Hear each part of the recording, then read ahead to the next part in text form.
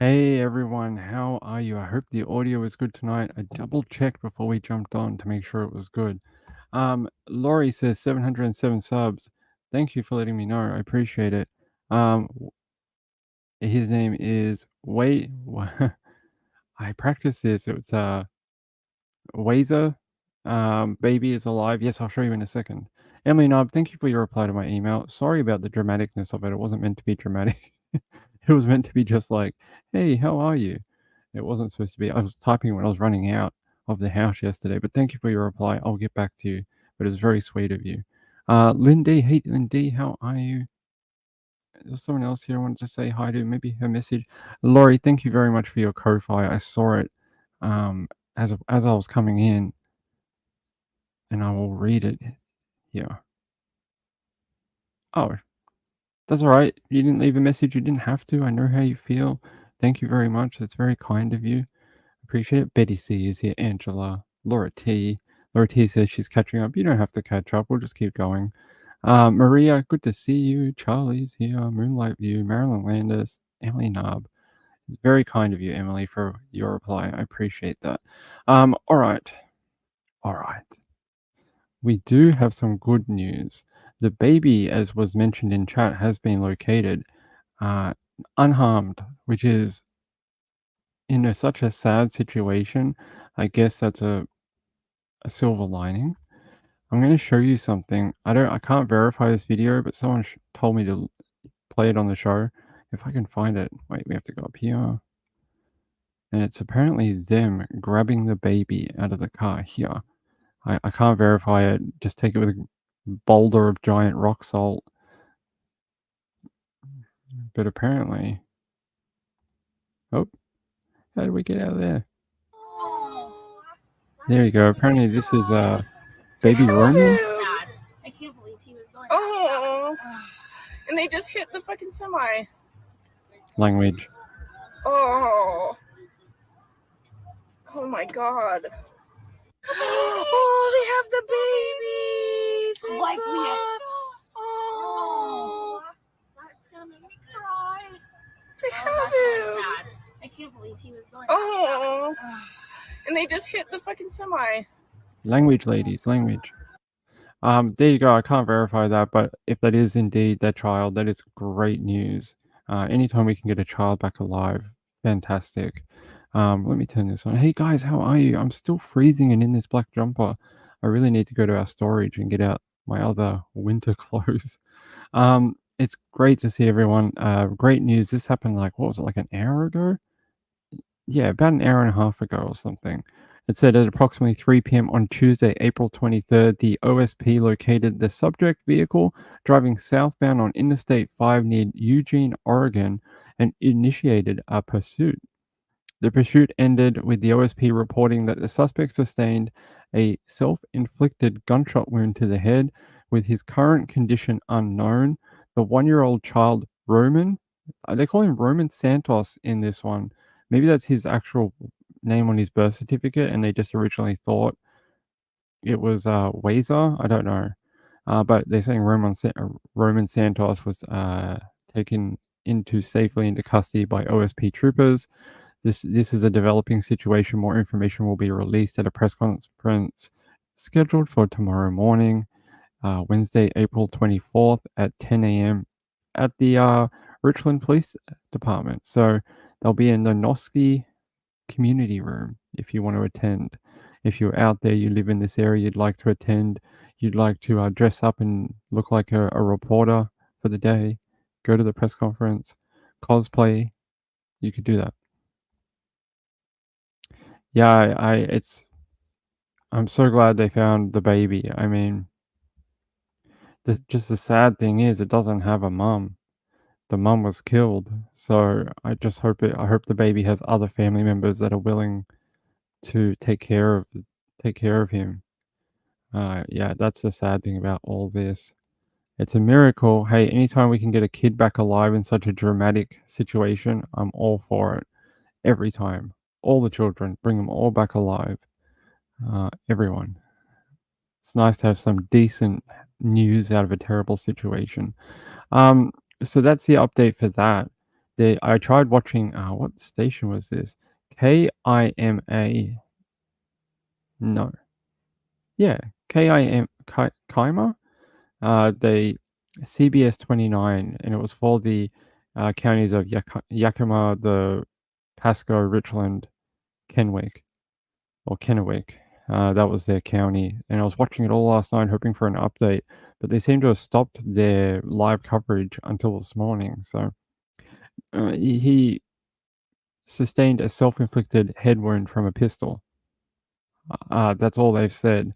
They haven't said if he's alive, they haven't said if he's dead, they haven't said if he's at hospital, they haven't said if he anything. I think everyone's assuming that he's dead, but I hope so. I hate mornings. I hope so. Hey Lux, how are you? Mamma Mia, Marilyn Landis. By the way, there is no show tonight for Trish. She's not doing a show tonight, so you have me for most of the night. I hope I will at least be 1% of a replacement that their show is. At least 1%. That would be nice. We have another story that I was following out of Oklahoma that we were waiting on an update for, and the details are sad, really sad. I mean, it says 10-year-old boy worked to find family slain in Oklahoma murder S word that left 5 dead. Jonathan Candy is accused of shooting his wife Lindsay before shooting 3 of his sons, the ages of between 12 and 18, then killing himself, according to the Oklahoma City Police. It said a 10-year-old boy woke up on Monday in his home and found his family massacred. 4 of them were fatally shot by the child's father, who then killed himself.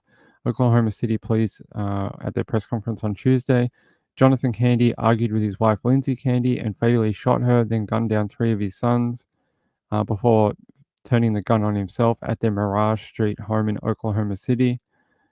The 10-year-old boy called police about 9:30 a.m. on Monday and told them about the grisly discovery. Police received a 911 call from a 10-year-old inside the residence indicating everyone inside the home appeared to be dead. Make no mistake about it, what happened inside that residence was nothing short of a massacre. Those children were hunted down and killed. Knight said the investigators didn't know why the boy's life was spared. The child woke up and discovered what happened. The shooting victims were identified as Dylan Candy, 18, Ethan Candy, 14, Lucas Candy, 12, Lindsay Candy, 39, and Jonathan Candy, 42.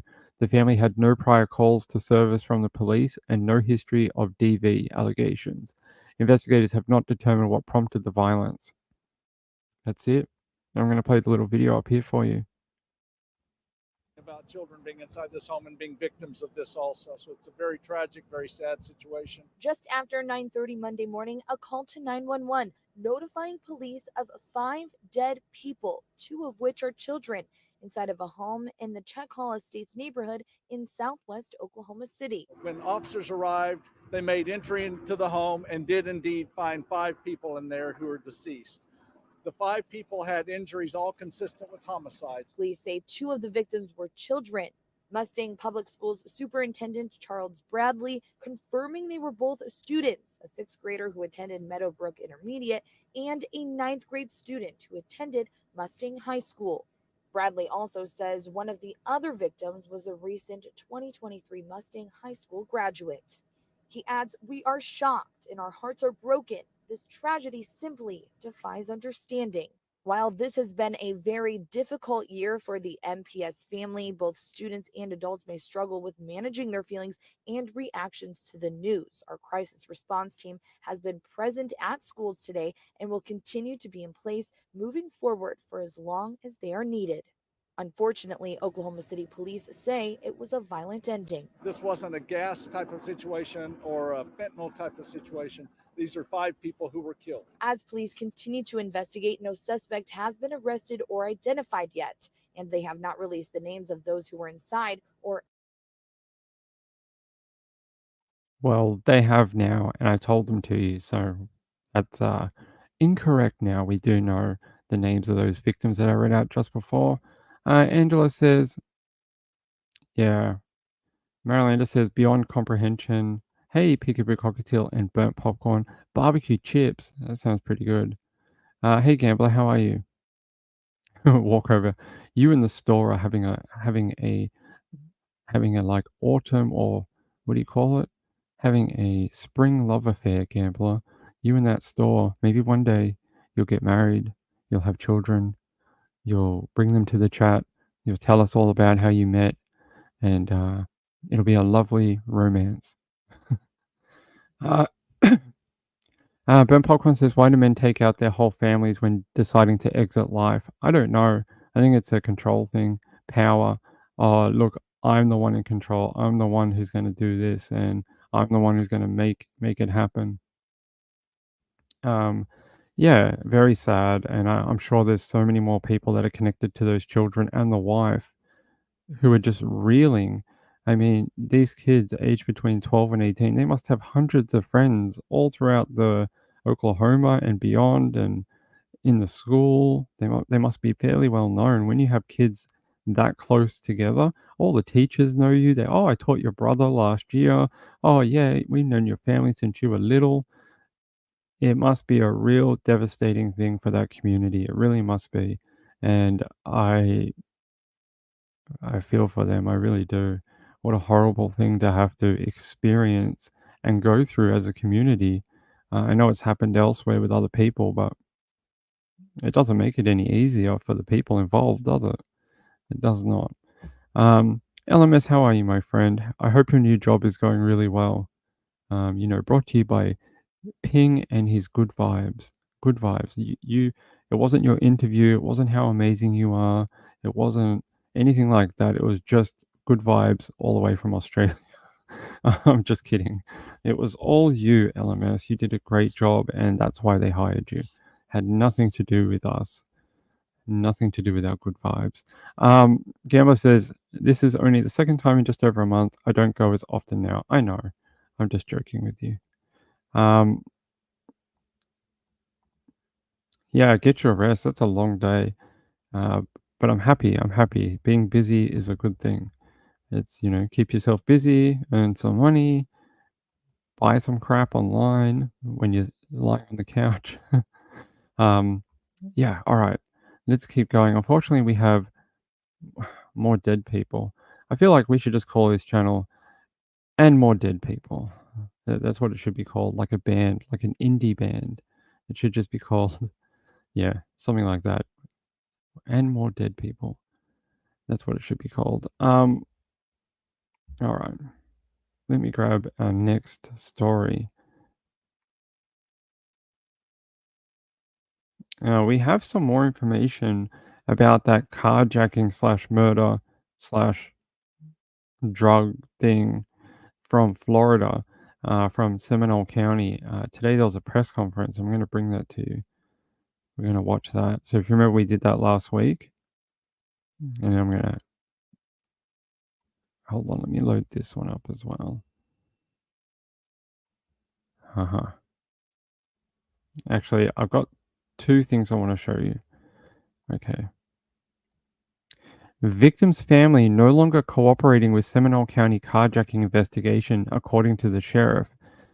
Catherine Aquavivas was carjacked on April 11th.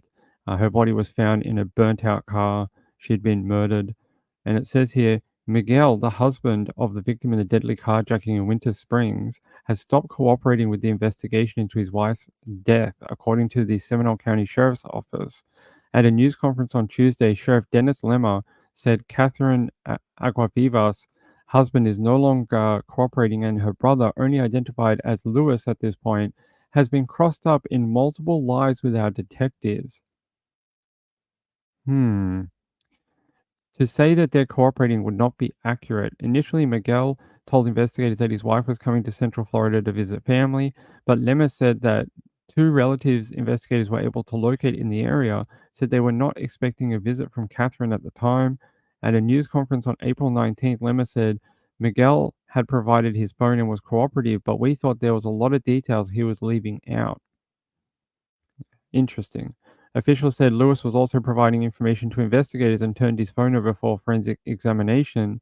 Lemmer said that Lewis told officials that he was conducting his own investigation into his sister's death and that he reached out from a computer that was connected to an iPhone through an iCloud account, found a contact that looked like it was the last person Catherine spoke to. That person, 27-year-old Giovanni Hernandez, has since been arrested and booked into Seminole County Jail on drugs charges. Interesting. It was later learned that Miguel and Lewis reached out to a mutual childhood friend who happened to be the wife of an Orange County deputy while on the way to meet investigators in Seminole County. That deputy, identified as Francisco, I'm not even going to pronounce his last name, Estrella Chicon, I hope I'm pronouncing that right, I'm probably not, is accused of then calling Seminole County deputies, giving them a false name, identifying himself as a detective with Orange County Sheriff's Office, wanting to get more information about the case, and they thought something was up with that. He ended up being charged over that, and he actually went to court last week. It says while searching Miguel's phone, investigators discovered that Estrella and Miguel Aguavivas had been sharing information about that detective, and Estrella had shared a video recording of their conversation with Miguel, and that's fully illegal.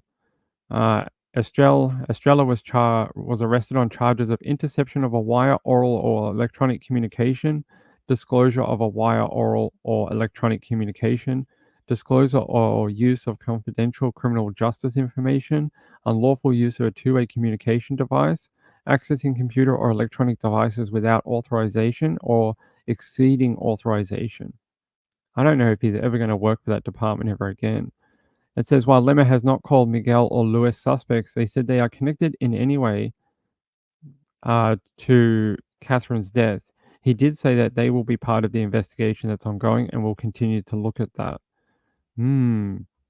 Weird, right? Let's watch a bit of the press conference. That we're providing on the Catherine Aguas Vivas murder case, kidnapping case. No, this is the old one. This is the new one.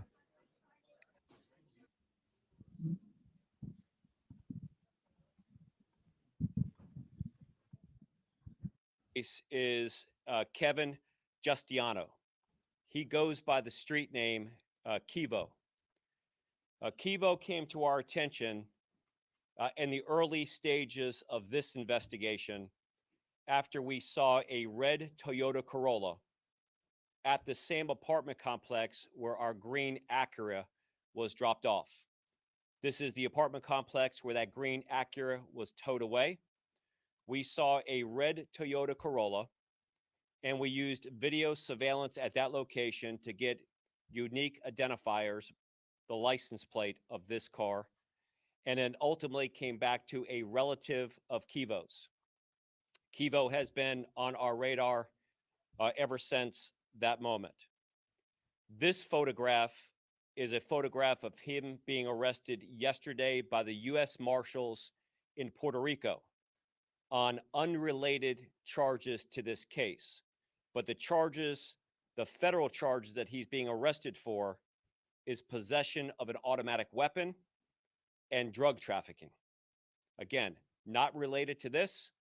He is in custody in Puerto Rico, and he will be extradited back to Central Florida to face charges in the Middle District of Florida federally for this, in addition to this investigation continuing on. Again, red Toyota Corolla that was seen at the location was registered to a relative of his.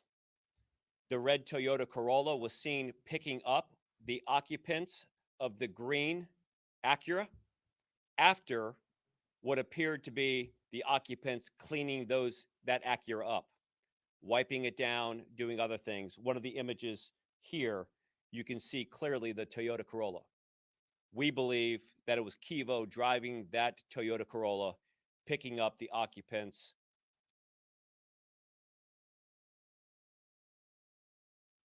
I'm just going to call them all Fred from now on. They don't get names. If you're a criminal involved in investigation, you're just going to get called Fred. Fred 1, Fred 2, Fred 3, Fred 4. I'll be like, remember last Thursday when we were speaking about Fred number 21? Yeah, Fred. That's it. No more complicated names. Just Fred. That's it. Of the green Acura at that time. In addition to that, I said we were still waiting for records to come in, and we're still waiting for a majority of the records that we have subpoenaed to come in. But one of the records that have now come in puts Kivo at the scene with Jordan of the kidnapping. So it is likely, more likely than not, and I believe it's Kivo driving the green Acura and Jordan holding the gun at the window, committing the kidnapping. And we'll get in more to that as we go on. Next person is Giovanni Hernandez. And Giovanni, as you know, was wanted out of Seminole County after we conducted a search warrant of his home. But because this case is complicated and there's a lot of moving parts, Giovanni was first introduced into this investigation because he was the last person that our decedent, Catherine, spoke to.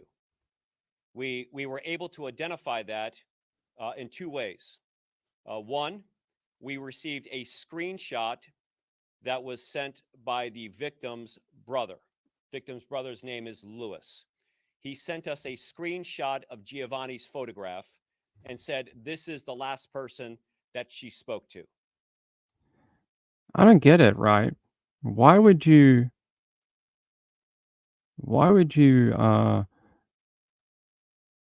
help in the investigation by sending things like a screenshot from the phone, but then meddle in the investigation with your contacts? Or, now they're saying they're not cooperating. It's a little weird. Is it just because they want to know more information, so that they want to stay on top of the investigation? So if the police find out they did something, to keep them involved, is, they want to know about it. So by constantly being on top of it, they get the information quicker. I don't know. It's a little odd. Hey, Diamond Heart, how are you? Good to see you. It's a bit strange. What? Psycho. Here, kids, let innocent live urinal yourself, please, crimes. Yes, urinal yourself, please, crimes. Everyone should urinal yourself. I don't know what that means, my friend Juicy Jules. I know typing on a phone is a pain in the bum. Or to get the police looking elsewhere, maybe. Yeah, it could be.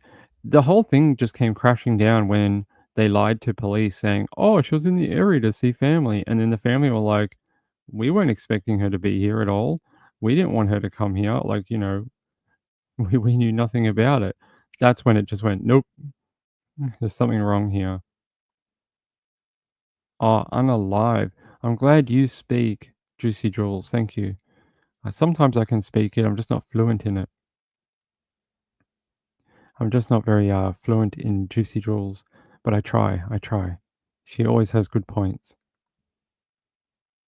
Unalive. Okay, Juicy Jules. Thank you, my friend. So what does she mean? She says, let kids innocent live. Oh, okay, I get it. All right. Yes. Well, he did do that, right? He did do that. Just odd. Just nothing, even in the early stages of the investigation, nothing really made a lot of sense. Like, why did they want her? Why did they want that particular car?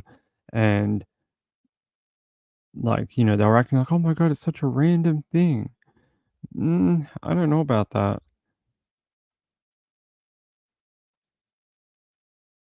Hey Sharon, how are you?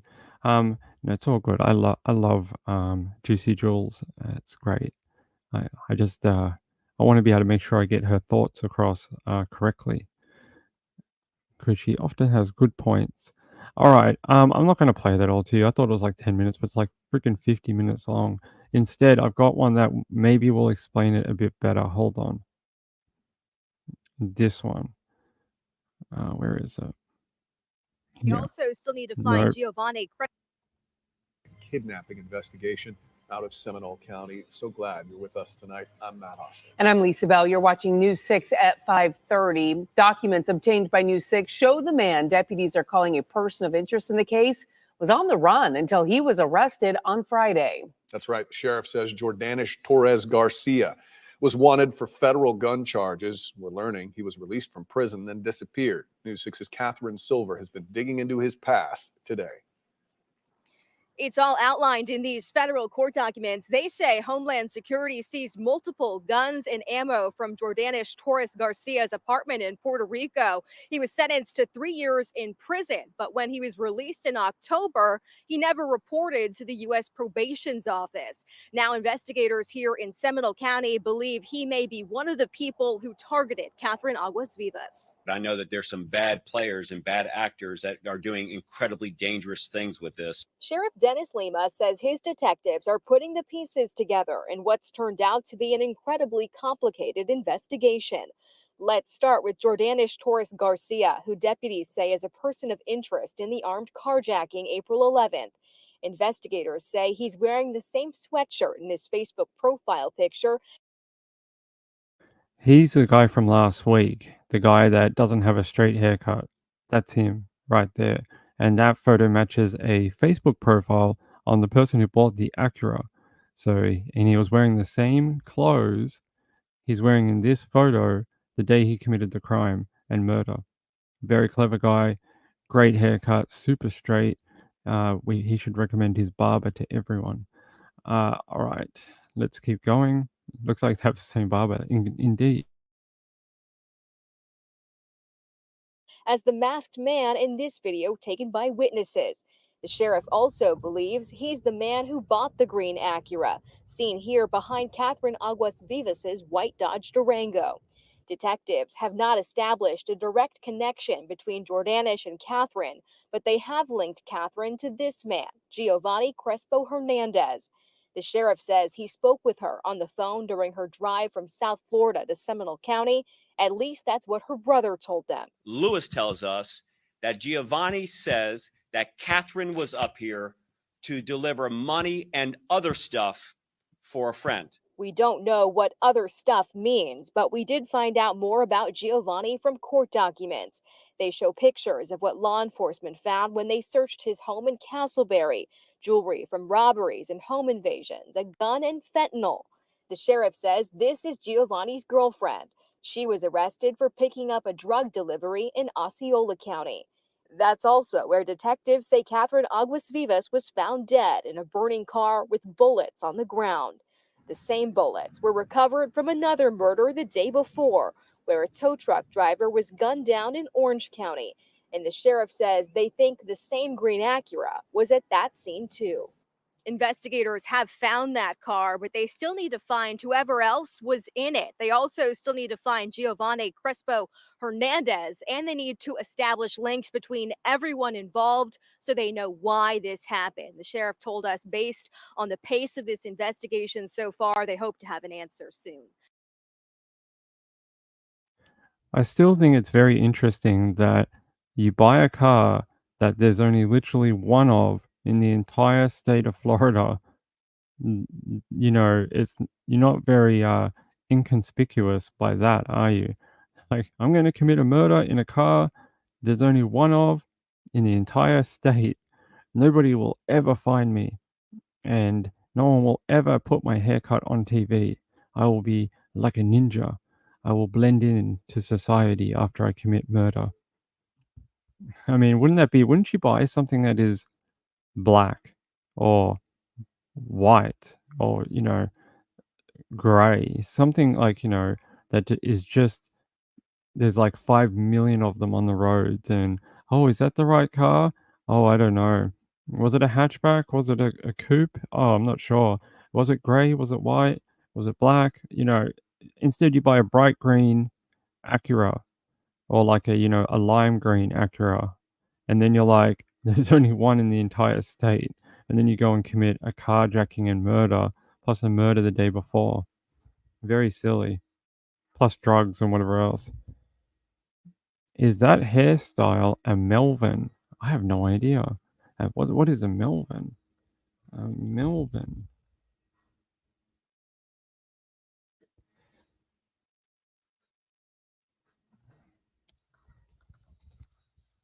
Let's see.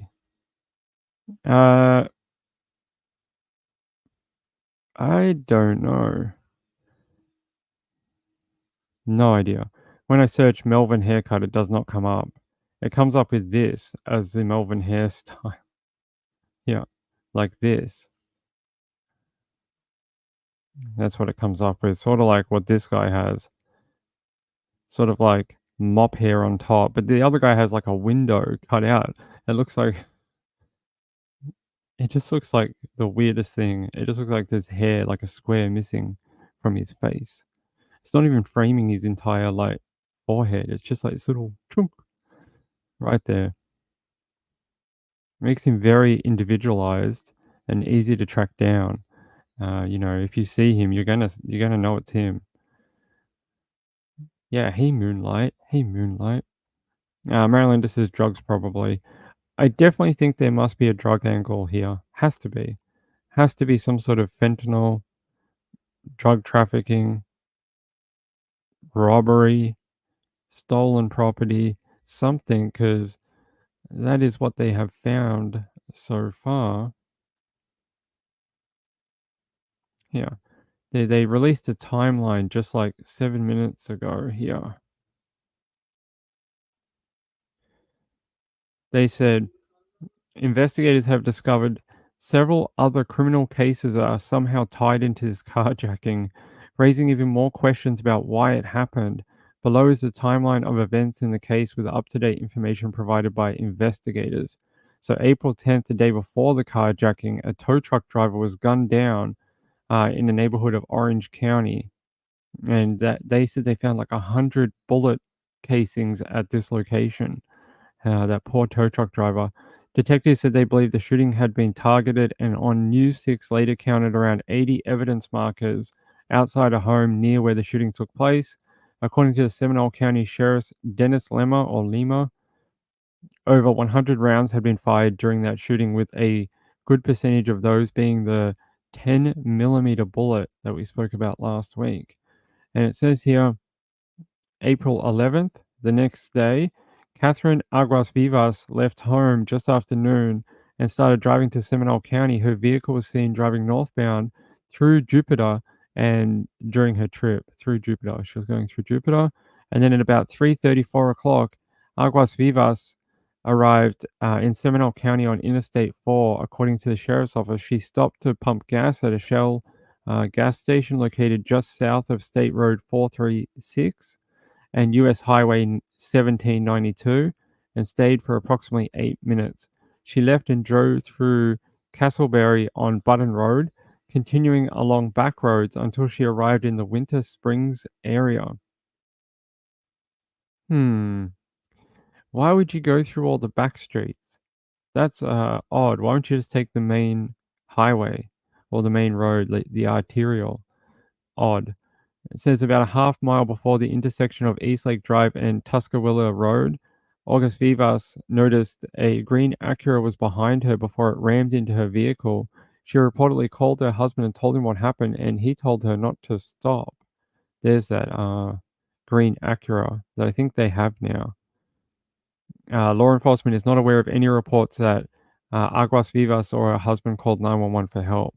Before 6 p.m., a witness driving behind her white Dodge Durango, saw the carjacking and recorded cell phone footage of the incident. We've seen that. That's this one here. So if you don't remember, I'll play it quick.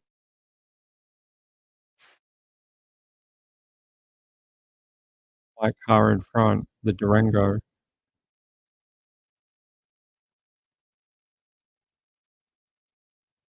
Oh, we're not sharing this tab. Damn it, Ping.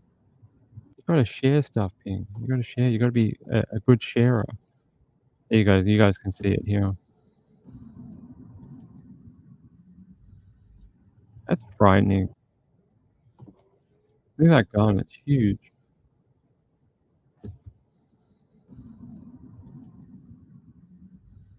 And then she lets him in. Why?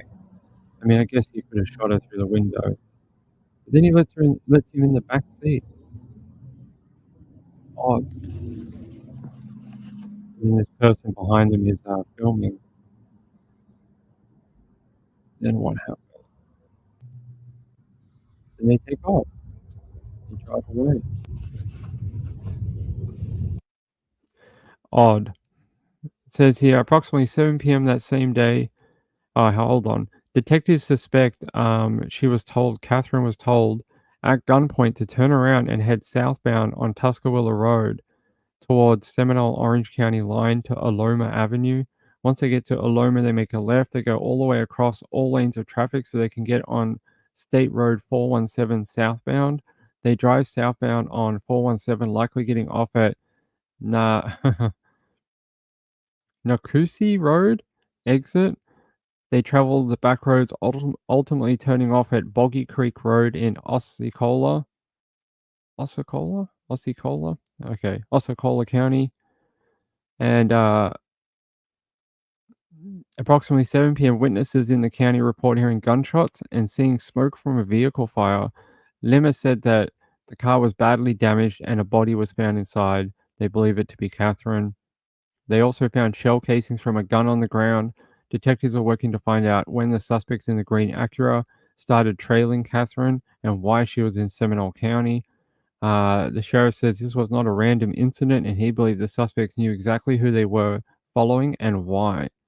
Yeah, I think this has to be targeted, right? For some reason. What is the reason? Is it drugs? Was it supposed to be like they were picking up or dropping off? Did they rip someone off and they were chasing them? I don't know. There's a lots of unknowns, they said, a lot of things that will leave people scratching their head. And I think the biggest is why this isn't a random incident. They were ramming the car half a mile before that intersection. So they had been following her for at least a little bit. The sheriff told News 6 that Aguas Vivas spent less than an hour in Seminole County, and his deputies have no knowledge of her or the suspects living, doing business, or being in the county before this incident. Her husband told deputies she was there to visit family. However, deputies were unable to find any relatives in the area that were expecting her. So they said there's no criminal history here for either Catherine or her husband in the US. There is no clear indicator why someone would do this. Well, they said Catherine and her husband have two businesses, a barber shop and a beauty salon in South Florida. In addition, a detective working on the case contacted Aguas Vivas' husband, Miguel, and her brother to be interviewed in the case. The two agreed to travel from Homestead to Seminole County. And then, they had that friend reach out, basically cross professional boundaries, record the conversations, and share them outside of the police and to people who are not authorized. They also access documents on the system that they were not authorized to, and recorded an officer without her permission. So that was very, very bad. And then it says April 12th. Apparently, they just called the detective, the person who was using a fake name, called the detective, asked for more information, how the case is going. The detective told him that she couldn't speak with him at that time and would call back later, though court records show she never did that. Miguel arrived at the sheriff's office, providing his cell phone and allowing investigators to search the device. April 13th, the green Acura was found abandoned at the Orange County apartment complex, and it was taken to Seminole County Sheriff's Office to be evaluated. And it says April 14th, during the search of the cell phone, investigators discovered that Archelua, I'm probably pronouncing that wrong, was actually Deputy Francisco Alberto. I'm not, whatever that that last name is. What did Lux say it was pronounced? Hold on, let me go back up here. Lux, how did you tell me to say it? Since I can't speak Spanish, apparently. How here? Estrada. Okay, Estrada. There you go. I thought it sounded Australia. In Australia, often people say Straya. So it's sort of similar. There you go. So Francisco Alberto, 33, had been in contact with Miguel via WhatsApp. Oh, they thought they were so clever, and it's all encrypted, except when you hand your stupid phone over and they have the key on your device. That's not very clever. That is very dumb. According to the affidavit, the two had been sharing details about the detective um, who Francisco called and had used a law enforcement database to contact her. So abusing privilege, I guess. In addition, Francisco shared a video recording of their conversation with Miguel just minutes after Miguel contacted the detective on April 11th, the affidavit states. So there you go. Then he was charged with all those interception of wire, disclosure of, wire, oral or electronic communication, disclosure or use of confidential criminal justice information, unlawful use of a two-way communication device, accessing computer or electronic devices without authorization or exceeding authorization. He's being held on a bond. What? He's being held on a bond of 18,000. That's a very low bond, right? 18 grand. You could probably bond out in one night if you got a bail bondsman to help you. The act of sending these items to someone actively being sought for an interview and believed to be involved in the original crime clearly shows that Francisco had intent to obstruct this investigation, as there is no reasonable explanation for his actions. Yeah, it definitely seems like they were trying to get more idea of which direction the police investigation was going and whether it was looking at them. They were probably trying to find out, are we under the spotlight? Do they know about what we're doing? That's probably what it seems like to me. It says, so that just goes into that, how they got in contact with that childhood friend who just happened to be married to a deputy in another county. And it says April 16, Homeland investigators in Orlando were alerted to a suspicious parcel that was addressed to a home at 1855 Overcup Avenue in St. Cloud.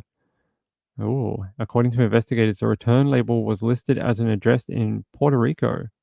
But what was in it? A suspicious parcel. Hold on. Let's find out. What was in it? Nothing? Let's see. Nothing. I can't find out what was inside of it. Just that it came from Puerto Rico. God, this particular case has twists and turns and 20 different people involved, and the cops and detectives doing this particular investigation, I do not envy them. They must have a giant whiteboard up with like string and arrows and going, it goes this way, it goes that way, it goes up, it goes down, back to here. They know each other. It must be very complex.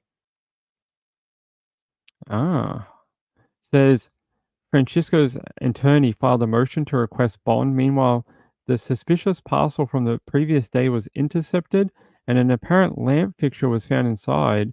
However, detectives soon discovered 3 bricks of cocaine that were hidden in the fixture using caulk and nails. Court records show that police delivered the parcel to try and nab whoever was responsible. During this time, a white Acura was spotted driving around an hour near that address, 1855 Overcup Avenue, before parking in the driveway. The driver, Romero Soto, got out of the car while carrying a baby and picked up the parcel. With a baby, really? As a result, Romero Soto was placed under arrest. That's her there, with a baby in her arms. Jeez. I'm just going to go pick up 2 bricks of cocaine. 3 bricks. I don't want to be greedy, but I'll get 3. I'll just get 3. Jeez. Detective said she didn't live at the address and mentioned she was just trying to pick up her lamp, though she had no explanation for the cocaine inside. It was later discovered that Romero Soto lived in Castleberry and her boyfriend, Giovanni Crespo, is involved in a Central Florida drug ring. A criminal complaint shows. That was him. This guy. Mr. I don't have a straight haircut. Wait, again. Remember he had the blonde hair and it wasn't straight? Now he's got dark hair and it's like this. Who's cutting your hair, bro? Like, you have 3 bricks of cocaine. Go pay a real barber to cut your hair. It's like $15 plus a tip and tax. It doesn't cost that much. You don't have to be that cheap. According to investigators, Crespo had previously been the target of a 2020 drug investigation in Miami, which ended with over $330,000 being seized. Crespo is also a person of interest in several home invasions and homicide cases. Ugh. Elsewhere, Seminole County deputies executed a search warrant at Romero Soto's home, finding several $1,000s in cash, drug ledgers, multiple cell phones, high-value stolen jewelry, and firearms. And here's some of that items right there. That guy's hair gets me every time. Oh, 2 guys. Okay, thank you. Fishbowl cut. I don't know what it is. It's not good, whatever it is. Cocaine. Yep, cocaine. I mean, yeah, don't want to be greedy. I'll just take 3. Look at that. That looks like a Rolex. You can see the crown right there. That looks like quite an expensive bangle or like wrist thing, bracelet. Another really expensive watch. Might be another. I don't know what brand that is. And a lot of money, a lot of cash. And what's this? A firearm, money. What is this? A trap, a hidden compartment with a hydraulic arm used by drug traffickers to secret narcotics was found in a Toyota registered to Romero. Ah. So you can press a button and it goes and drops down and you can grab your drugs. Very interesting. I didn't know they did that. I'm sure police must know about that now. Like they would have busted a few people who have one, and now they must check every car for any buttons or secret compartments, things that open. Must be. It says, I'm not even going to pronounce his name, but Mr.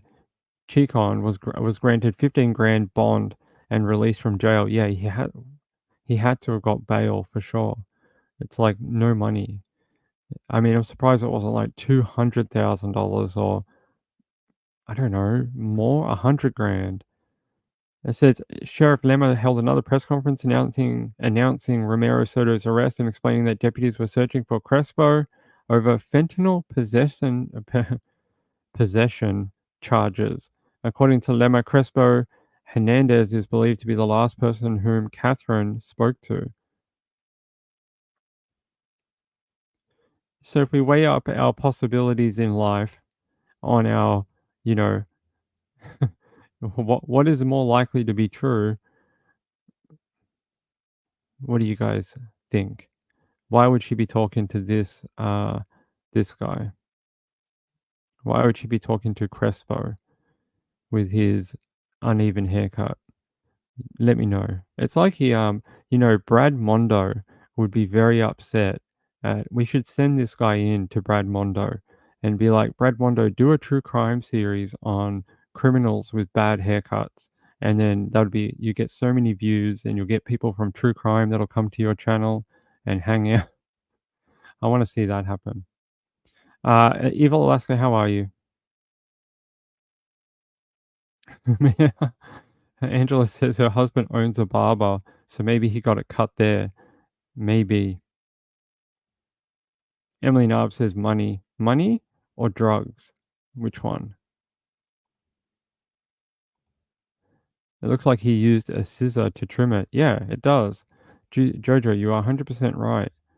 I think it just looks like he was in the mirror going like this, and he's like, I went too far up. I went too far down. Send it to Brad Mondo. That is a very good point, Sharon. They could have been for washing drug money. That is a common thing. You have to have a real business to be able to get rid of your cash. Otherwise, you don't want to be found with like a frickload of money that you can't account for. So they have these cheap businesses like beauty store or pizza shop or laundromat, that type of thing, and they just funnel money through it with fake invoices or work that needs to be done, that type of thing, and they pump their drug profits through the business. So that may be what was happening. Maybe it's got something to do with not drug, cash washing. Maybe they were helping these guys get rid of their money in exchange for a percentage. We can help you with your cash problem for a small amount of, for helping you out. Maybe. I like that idea. Oh, does it? Lux says it, I'm not even going to try and pronounce it because I'm going to say it wrong, but you guys can see it on the screen. Lux says it means star in Spanish. It's actually a pretty name. Moonlight View says he probably blow dries it straight. Oh my god.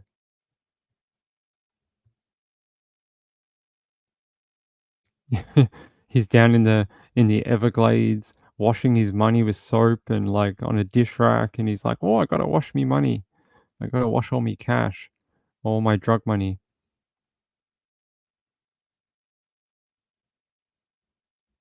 Ah, interesting, Jojo.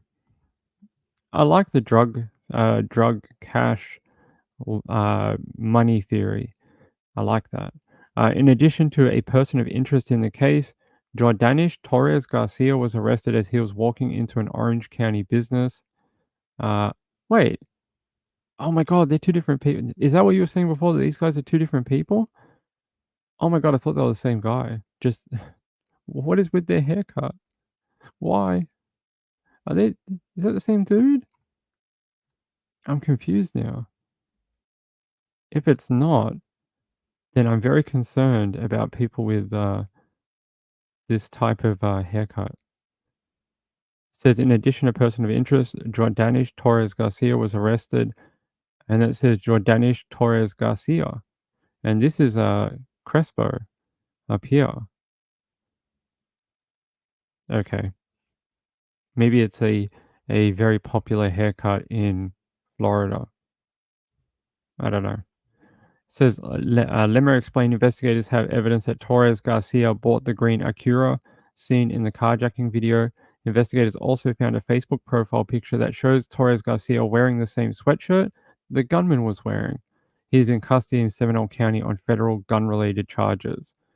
It says online jail records show Crespo Hernandez was arrested on drug charges and held at the Seminole County Jail.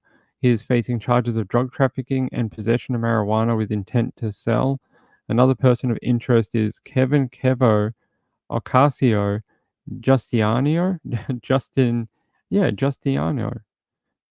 There you go. 28 was arrested by U.S. Marshals in Puerto Rico on weapons and drug trafficking charges. There's a photo of that happening in Puerto Rico. So how many people is involved in this thing? It says April 23rd, Lemma provides an update in the carjacking investigation, pointing out that a red Toyota Corolla had been spotted at the apartment complex where the green Acura had been dropped off, the same apartment where the Acura had been towed away back in March. The red Toyota Corolla was seen picking up the occupants of the green Acura after what appeared to be the occupants cleaning that Acura up. There's a photo of that CCTV. It says Ocasio Justino, yeah, is believed to be the Corolla's driver at this time as it was registered to one of his relatives. In addition, Lima announced he believed that Ocasio could have been the driver in the carjacking, the second person, and Torres Garcia could have been the gunman. Yeah, there was someone else in that green Acura. You could see when the gunman hopped out, someone closed the door and then kept driving when he hopped into the white four-wheel drive. They said everyone who's watched this has known it's about drugs and money. Clearly, there's a drug and money nexus here. Yes, there is. And it says during the same news conference, Lima explained that the victim's husband, Miguel, was no longer cooperating with the investigation and her brother had been crossed up in multiple lies with detectives. So they don't like when you do that. So there you go. The timeline. Oh, I'm tired now. Can we all have a nap? Can we all have a nap now? We have a nap. Go to sleep. All right. Go to sleep. All right. I don't know who that was, but someone just jumped into my apartment out the front here. Odd. All right. Oh, okay. It's not. It's not. It's two guys. They found a link to the dark-haired one, but not to the blonde one. Okay, I get you. I get you. Dirty cop too. Yes, you got a dirty cop. You got people ordering cocaine in vases or whatever. It's a really complex story. Hold on.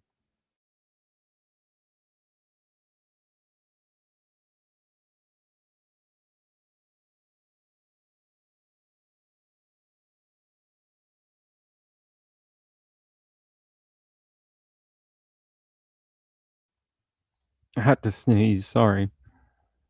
I had to cough and sneeze. I'm got a head cold or something right now. Yeah. Ah, okay. I still think that's quite funny. Let's go back up.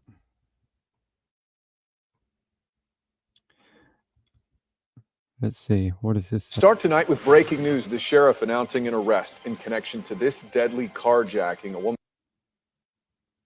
Story since the beginning. She joins us now live from Of that man, the sheriff is calling a person of interest in the carjacking and kidnapping. He goes by the name Jordan, and according to the sheriff, he's the man who saw that rare green Acura in a Facebook ad and picked it up. That's all right. We've already read that. That's all right.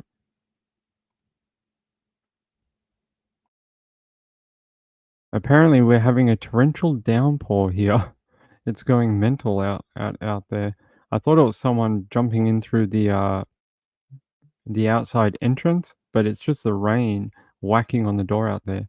Diamond Heart says, "Look at the ears." All right, we can look at the ears. Let's have a look. There you go. Look at the ears, everyone. Let's zoom in. Where is his ears? Let's have a look. Where is his ears? No, that's not ears. Where are your ears, friend? There we go. Dun dun dun. Look at the ears. All right. Where's the other guy? There's him. I think it was back up. That's that guy, Jordan Torres Garcia. And there's Giovanni Joel Crespo Hernandez with his. He doesn't have his pointy ears, I guess. And there's Moni Sabo Romero Soto. She's the one who picked up the 3 bricks of cocaine and then told police, "I don't know anything about a cocaine. I was just here getting a lamp. I was just here to get my cocaine lamp. Tell us about the cocaine. I don't know anything about any cocaine. You just said it was a cocaine lamp. No, that's just what I call it. I just call it a cocaine lamp because it is the color of cocaine. I don't actually know about any cocaine inside of it, but you know, you have to tell me." The ears are distinct, Emily Narb. Yes, I'm going to send it in to Brad Mondo. And swinging a baby around. I know. I often like to take my small children when I pick up my 3 bricks of cocaine. It's just what you do. I baby in one arm, cocaine in the other, and then I walk away with my lamp cocaine. All right, let's keep going. All right, I've had enough of that one. Hopefully they solve it. Go away. I don't want to talk about it anymore. You can all go to jail. You can go to jail for murder, drug running, communications, fraud, or whatever. All right.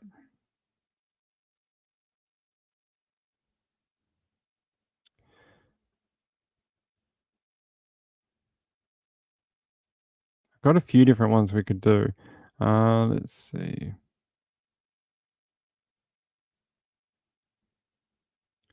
Fine, we'll do this one because this is sad.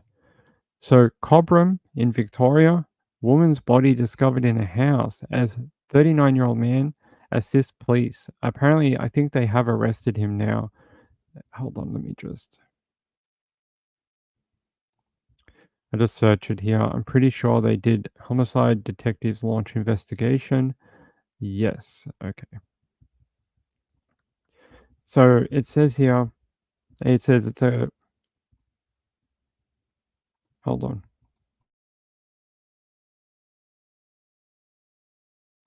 Sorry. That cold. I wish it would go away. Cobram death. Homicide detectives launch investigation after woman's body found in Victoria. Police say a man is in custody after the body of a woman 49 was found near the New South Wales border on Tuesday. Victorian homicide detectives are investigating the death of a woman after her body was discovered in the state's north on Tuesday. Emergency services were called to an address in Campbell Road in Cobram, near the border between Victoria and New South Wales, about 2:15 p.m. A 39-year-old Cobram man who officers believe knew the woman was assisting investigators with their inquiries. In a statement, police said a 49-year-old Cobram woman was found dead inside the property. A 39-year-old Cobram man was subsequently arrested and remains in police custody at this time. The parties are believed to be known to each other. So, what does that tell you? Another woman killed by probably her domestic partner. It's really, really horrible, you know. It's really to hear about another woman.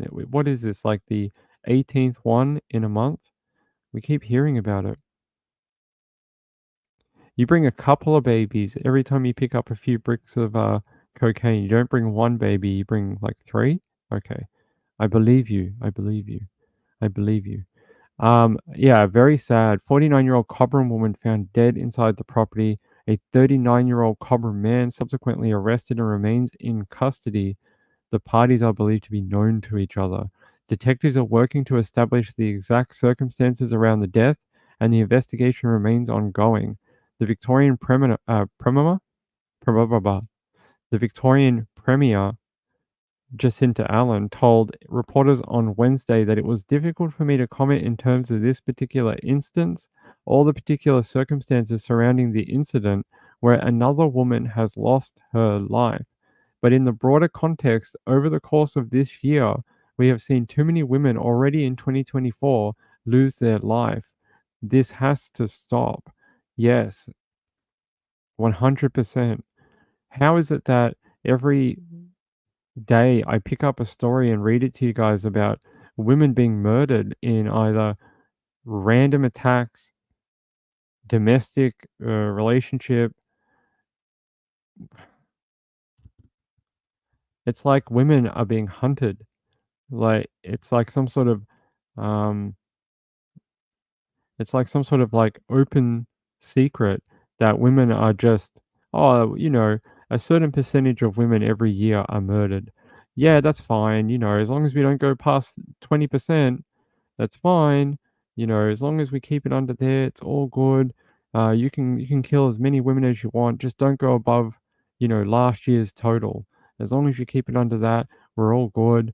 Just kill the women, and you know we've got to stop it. Obviously, there's going to be a certain amount of people that die every year, right? Some of them are very sad and tragic type circumstances, but we're not talking about that. We're talking about women killed in domestic relationships or killed by, you know, stalkers, people that are, you know, hit them with cars, or, you know, like the lady who was jogging in Ballarat, just randomly targeted. It's ridiculous. We have to do more. And I can't imagine like being a woman. You every day you must think, oh, is today the day that I become murdered? Is today the day that I go jogging for exercise and someone hits me with their car because they think my ass looks good in a pair of gym shorts or whatever, and he wants to, you know, forcibly sexually assault me and then murder me? Like, I can't imagine what that must be in your head all the time. Even though the percent is probably very small, we still read about it every day. Every day. Every day I have one story for you about a woman losing her life at the hands of a male perpetrator. And I'm sure there's also ones out there of women killing men, and I've read a few of them too. They just don't seem to happen as often as women being murdered. It's Emily Knob says, I'm glad I don't get out much. I know, but you should be able to. You should be able to live a full life doing whatever you want to do. You know, if you want to jog at 10 o'clock at night, you should be able to do that. If you want to, I don't know, break up with a partner and have a divorce, you should be able to do that without being murdered. It's just ridiculous. I hate it. I hate reading it. Every day I read about women being killed by their domestic partner. I can't remember how many it is in this year. 30th woman killed this year. 30. So what is that? We're in January, February, March, April, 5 months. So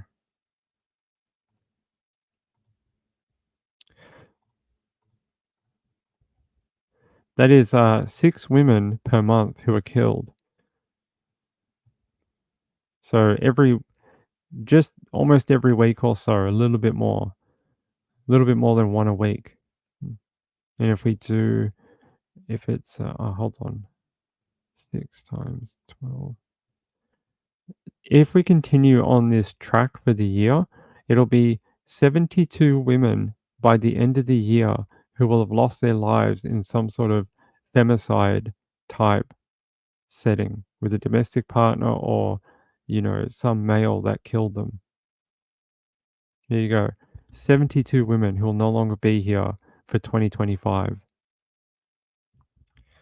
They could be someone's aunt, someone's mum, someone's best friend from school, all sorts of things. Horrible. Let me see if I can find anything else about this woman. And the sad thing is, we don't have a name. I don't even have a name for you of this lady. Body of all right, hold on. Man arrested after woman's death in northern Victoria. Let me see if I have anything for you. So I can show you on the map where Cobram is. So this is Melbourne down here where I live, and Cobram's all the way up here. It's quite far away. This is the border for Victoria and New South Wales. So if you went through Cobram, you'd end up in New South Wales. You would end up in a different state. Okay, and then you got places like Deniliquin, Echuca, Albury, Wangaratta, Shepparton, Bendigo. But yeah, Cobram, and then if you go up here, you get to there's another town up on the corner there. Can't remember what it's called. But there you go. There's the map.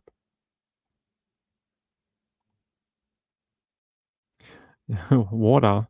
All right. I can't find anything about her name. No name has been released as of yet for this woman. Emergency services were called to an address on Campbell Road in Cobram in the state's north about 2:15 p.m. yesterday. They found the body of a 49-year-old woman inside. Yeah, look. Calls grow to allow women to carry pepper spray for defense. I 100% agree. 100%. Why can't they have pepper? The flowers had In Australia, women cannot carry pepper spray. It's considered a weapon down here.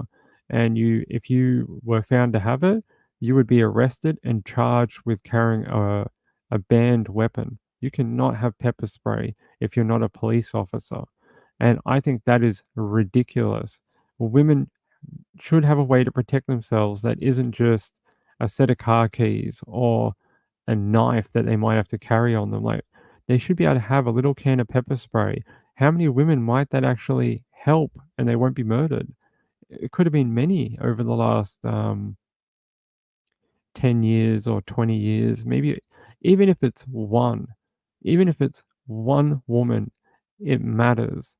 And they should be allowed to do that. It's not a gun. It's just pepper spray. It ain't gonna kill you. I really believe in this, and I think women should be allowed to have pepper spray. I 100% agree. I mean, I'd even let women have a taser, but I mean, pepper spray at a minimum, they should be allowed to have. It says Melbourne influencer and mother of two Jade Howard is calling on the federal government to reconsider its ban on possessing pepper spray for self-defense. Yes, please. The call follows a spate of high-profile incidents that have rattled Australia in the past 3 months, including the Bondi stabbing attack and the alleged murders of 3 separate women in Ballarat. An online petition created by Howard called for women to be legally permitted to carry pepper spray has gained more than 8,000 signatures. All right, let's find that. Let's find that petition. Change.org. Okay. I'm going to put this in the chat if any women out there would like to stick up for their Australian ladies. You can go to this link and sign the petition for them. I will sign it. I think all women should be allowed to carry pepper spray. If it gives them a chance, if it gives them a shot, if it saves one woman, I would be okay with that. That's interesting, Marjorie. Not all states in the US allow women to carry pepper spray.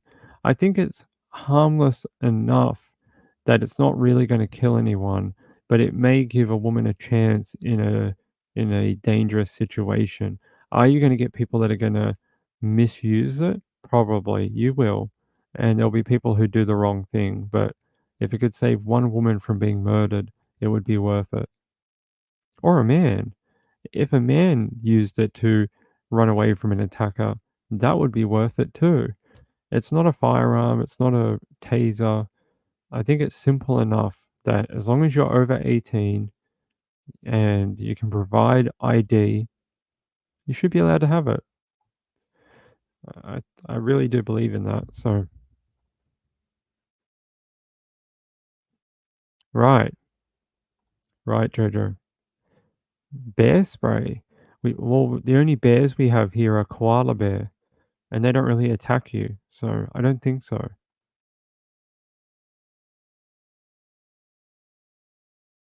Yeah, I don't think we have that here. All women should carry an R-word alarm. Yeah, I know they're sort of popular. They were popular a while ago. I don't know if they're around much anymore. Let's see if I can find one. Actually, I know some workplaces actually require their staff to have one that they wear on their waistband. And if they're ever in a situation where they're in trouble, they can press it and it sets off the entire system and help comes for them. I know a few places that actually make their workers have that so they're safe at work, especially if you work nights or whatever. Bear spray. I've never heard of bear spray. Does bear spray really work? Can you spray a bear and it'll run away? I would have thought it would just laugh at you and attack you.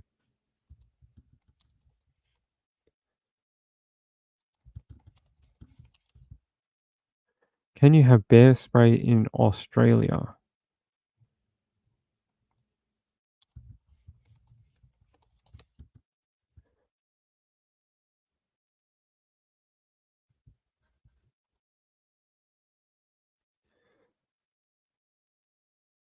Hmm. What?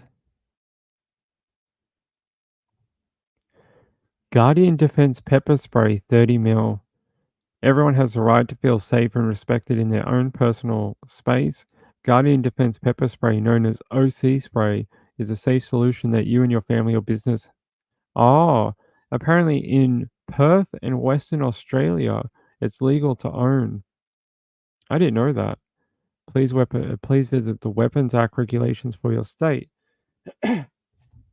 Okay, interesting. I had no idea that in WA you could own pepper spray. Hmm.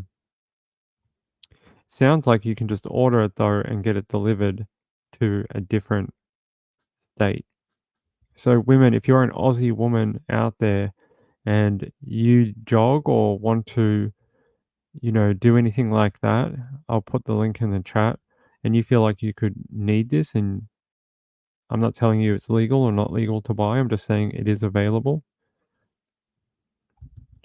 There you go. Angela says, I've looked at getting some, but it's illegal here. Well, I just showed you one. Guardian Defense pepper spray, $35. Thanks, Laura. I appreciate it. If we can get that change for women across Australia, I would be very happy with that for all women. Like I said, if it can save one woman, I think that's worth it. I think if there's one woman who gets to go on and live her life and get married or see her grandchildren or whatever, I'd be happy. Like that would be, to me, it's worth the bad things that could happen with pepper spray.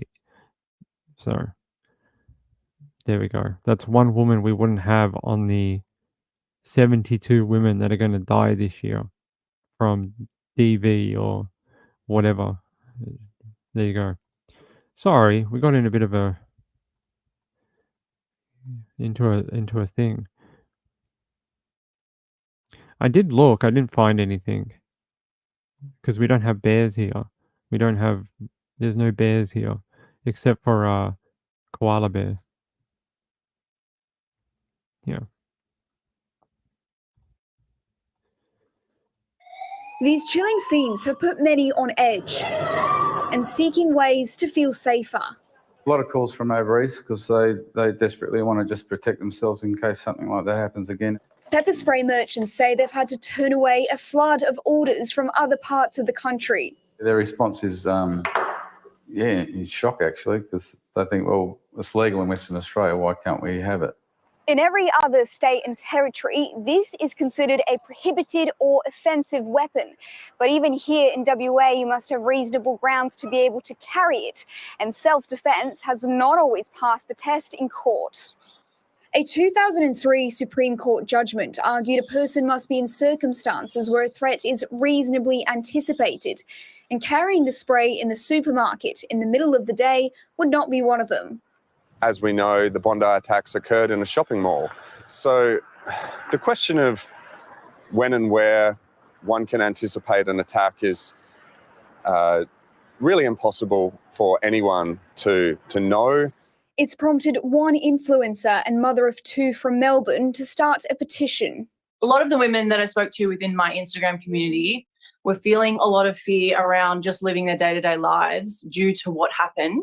A motion in federal parliament to legalise the non-lethal spray for self-defence around the country was shot down in 2018, with fears it may be widely weaponised. It's an unregistered thing that can be purchased just like a kitchen knife, just like a baseball bat. And we don't see big problems in Western Australia with pepper spray being used as a weapon. Pepper spray is not the answer to all issues when it comes to violence against women, but it is a tool in a big toolkit. The Bondi Junction tragedy prompting some to question whether that tool is now reasonable to have on hand. Darina Zadvirna, ABC News.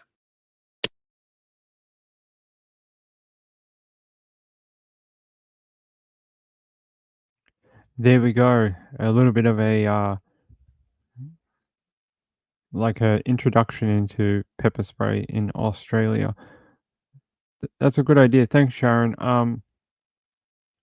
Laura T says, how many times can we sign it? If we have 2 emails, can we sign it twice? Yeah, I think you could. I think that would be fine. Yeah, I just don't think they have it here because we don't have any bear threat. Interesting. We do have things like hornet spray or, like for hornets or wasp, but I've not seen any for a bear. But there you go. I hope they do change that legislation and allow women to protect themselves. They deserve at least that. At least that.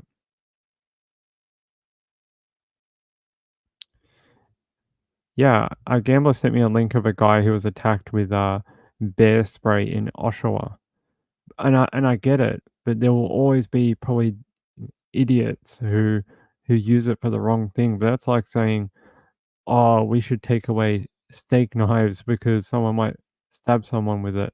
It's what the person does with the item. It's there'll always be idiots in life. So. But it says here, police are looking for a suspect after a male was sprayed with bear spray in a hate/bias motivated incident in Oshawa. On Thursday, March 21st, 2024, at approximately 6:05 p.m., members of the East Central Division responded to an assault call in the area of Gibbs Street and Stevenson Road. The victim was seated in his vehicle in a parking lot when an unknown male approached him, knocked on the window. The victim lowered his window and the suspect sprayed him with bear spray while yelling racial slurs. The suspect fled the area prior to police arrival. The victim sustained minor injuries. The suspect is described as male, white, approximately 30 to 40 years old, thin build, wearing a black toupee. What?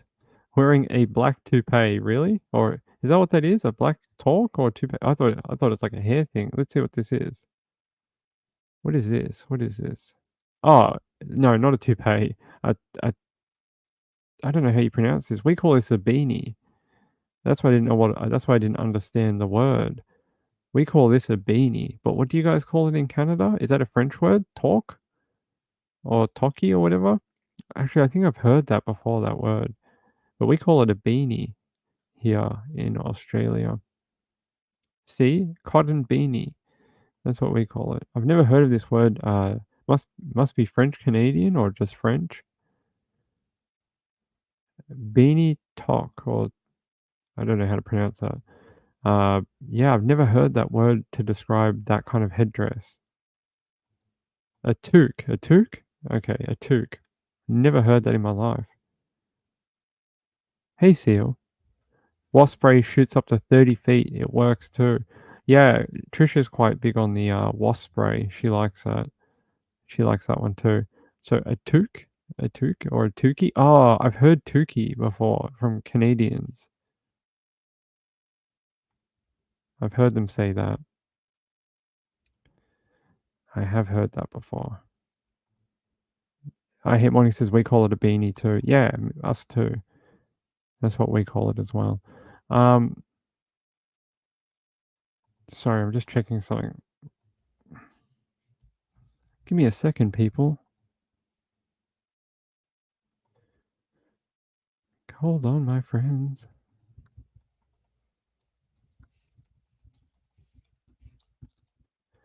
Just trying to see if we've got something we can fix. Okay. Toboggan, toboggan. I've never heard of that one either. That's a good name. Or a tookie. I've heard tookie before from Canadians. Yeah, we call it a beanie down here. All right. All right, my lovely friends. What time is it? Well, we're the only show on tonight, so we can keep going. We don't have to stop. We don't have to get off. We can stay if you want. We can hang out for a little bit longer since Trisha's not doing a show tonight. All right. I've got this one and this one. Sorry. Let's get this. Since we're doing stuff on women, let me do this one first, and then we'll go to the next one. Okay. Manchester, so we're in the UK. Manchester women filmed by voyeurs and stalked online. Two friends tell their story for National Stalking Awareness Week as police bring in new powers to protect victims. Maddie Lang and Phoebe Collin had not seen the camera pointing at them as they walked down a busy Manchester street last April. It was a warm spring day and the women were wearing brightly coloured cycling shorts, oblivious to the fact that someone was taking voyeuristic videos of their bodies using a device held below the waist level. Collins said it's disgusting as... Is her last name Lang? Lang? I'm going to pronounce it Lang, but it's probably not. Playing the footage says, You can see they're zooming in and out on our bum cheeks. Whoever took the high definition video has been brazen. The perpetrator appeared to have been only a meter or two away, recording them mostly from behind and then walking around to capture their faces, which are clearly recognizable. The women said they felt violated. We had no idea they were filming. We just kept thinking how we didn't see them. But what was even more frightening was how the pair found out about the video. Um, she said she received an Instagram message from an anonymous person with a link to the footage. The message said, "Hi, guys, hold on."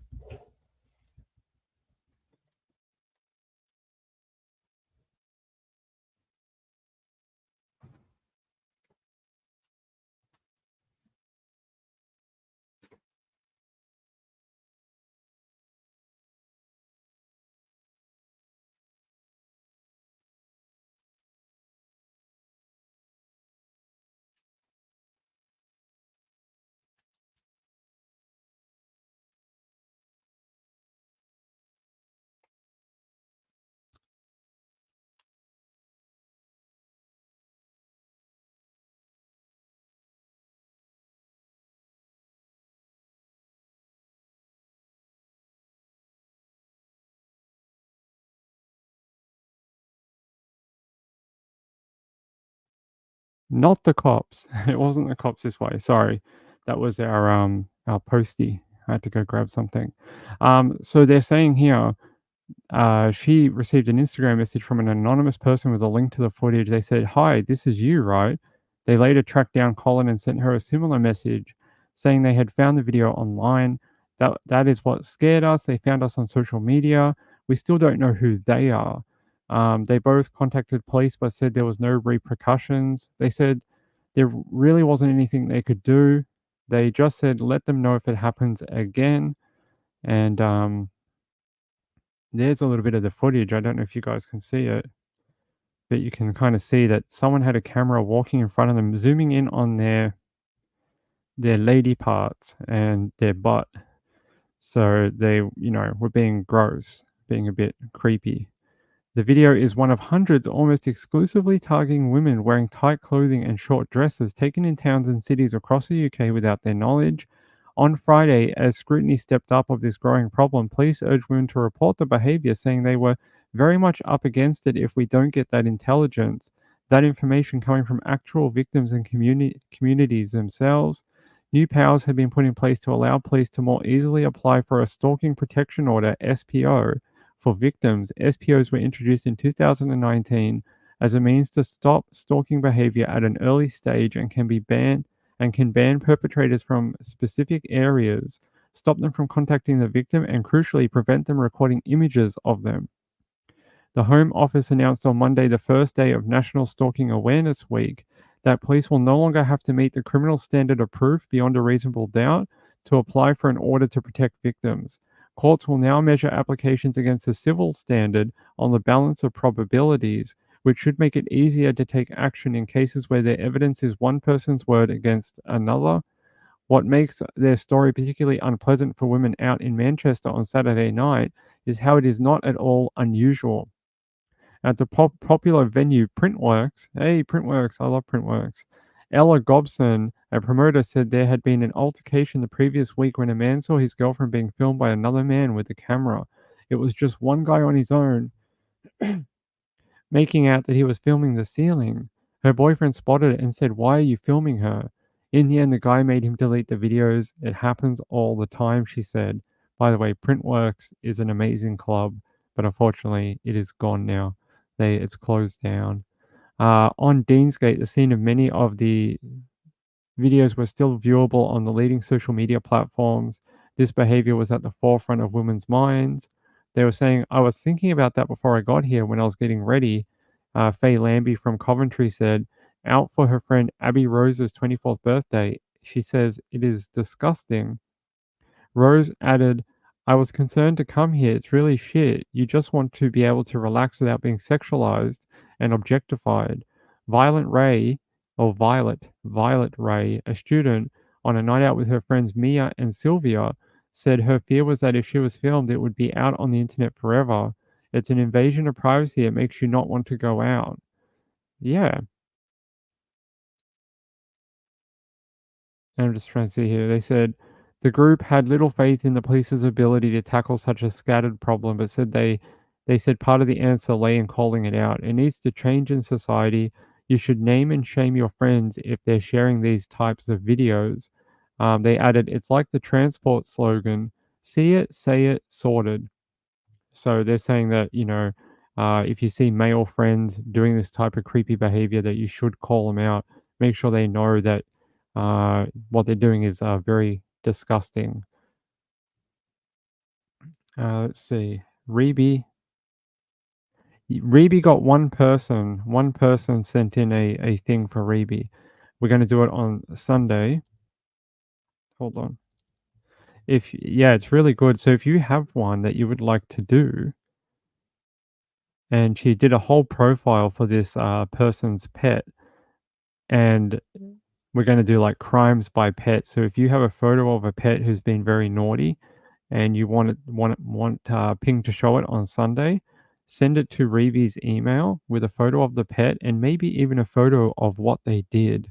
If you can find, like, they dug up the backyard or pulled out all your new plants that you put in or destroyed that brand new top that you just bought, something like that, send it in and we'll do pet crimes of the week on Sunday night. She is very excited. Reeby wants to do this, so she's very, very excited over it. So yeah, what did you guys think of that? Women being filmed in public. Sharon says we all know that the paperwork has no weight. Let me know what you guys think of that. And then we're going to move to a different one. Drunk driver 66 appears in court with a cast after smashing into boating club, killing 2 children celebrating at a birthday party in Michigan.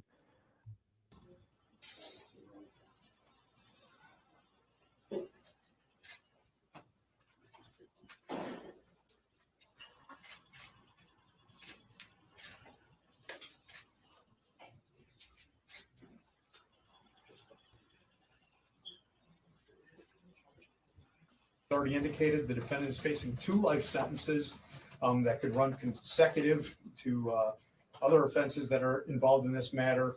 In addition to that, we believe that the likelihood of conviction is extremely high here. We have ample video evidence showing exactly what happened during this incident. And finally, Judge, the defendant suffers from a very severe substance abuse issue, corroborated by friends and family members. And she creates a very high risk to the public. For all those reasons, we believe that a $1.5 million bond is in order in this particular case. We were supposed to be planning a birthday party for Zane, not a funeral.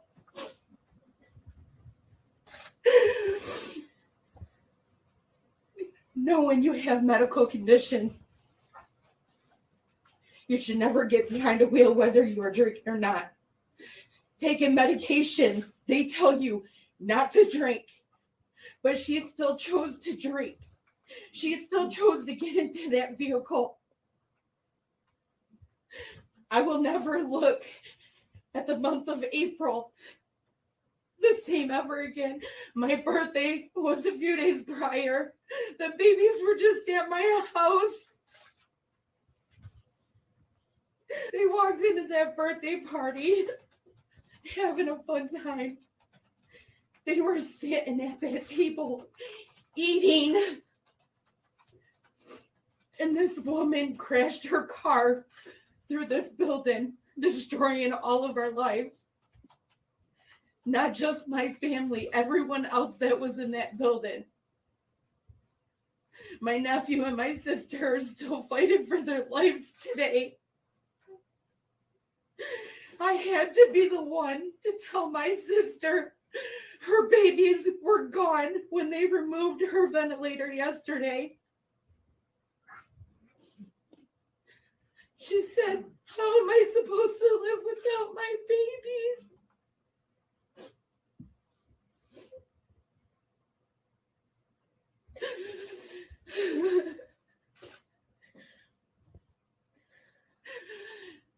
Nobody should ever have to go to a birthday party thinking that they're going to die. Medical history or not, every medication tells you not to drink. She knew it. She shouldn't have done it. I had to see my deceased niece and nephew. I had to see their very last moment before their car was removed.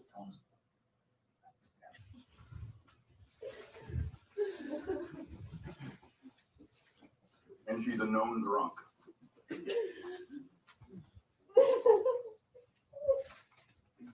her credit, she does have ties to the community. However, all right, I went over some of the issues that impact my decision in setting bond. High on that list is the fact that she's facing 2 life sentences, 2 15-year sentences, and 4 5-year sentences. Therefore, I find reason bond to be $1.5 million.